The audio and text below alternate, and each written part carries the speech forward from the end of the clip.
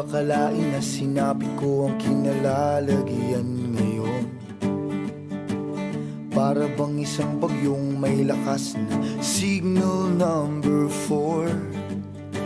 Yung tipong di mo ginusto pero tsak naramdam mo ang tibok ng iyong puso. Teka Lord, sandali lang, galing ba to sa iyo? Gusto kong manigurado, ayokong lumayo sa plano mo. Dahil the best yung galing sa'yo. Ayokong lumayo sa kalooban mo. Kung itong nadaramay hindi galing sa'yo, please Panginoon, pakitanggal po. Ayokong pangunahan ang plano mo.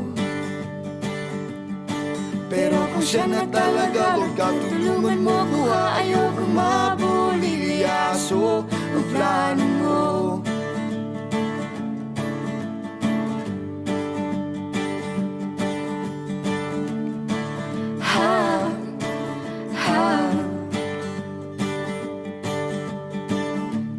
Inasahan o sa niyang pinilit kinalalagyan ngayon. Di naman kasi ako nabighani sa kaniya noon. Yung kusa kang nagkagusto simula nang matinto na siya'y nagbago. Mula nung siya'y nagseryoso, binigay buong puso kay Jesucristo. Ayokong lumayo sa plano mo. Dahil the best yung galing sa'yo. Ayokong lumayo sa kalooban mo.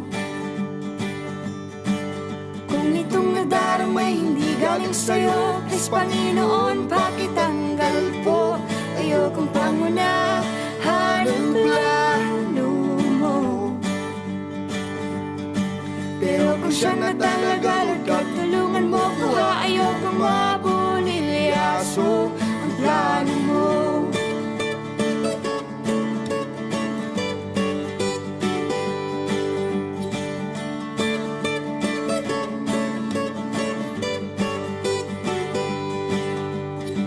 Siguradong di kami nag-iisa sa kinalalagyan ngayon. May mga batong tumama sa mga nakikinig sa amin ngayon. Matatapos na ang kanta, nakakarinig ka na, natamaan ka na rin, di ba? Wag mo na tong ikaila, may hiya-hiya ka pa, ganito rin ang prayer mo, di ba?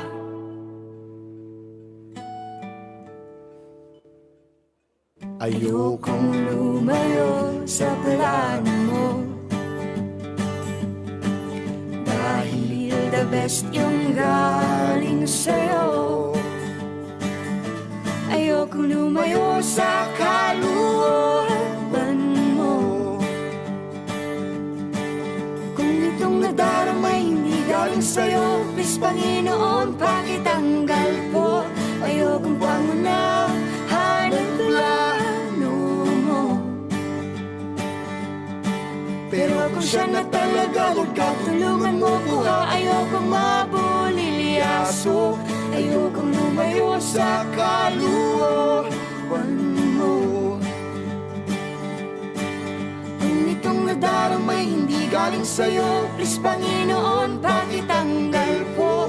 Ayokong pangunahan ang plano mo. Pero kung siya na talaga, Lord God, tulungan mo ko ha. Ayokong mabulilyaso. Pero kung siya na talaga, Lord God, tulungan mo ko ha. Ayokong mabulilyaso. Pero kung siya na talaga, Lord God, tulungan mo ko ha. Ayokong mabulilyaso ang plano mo.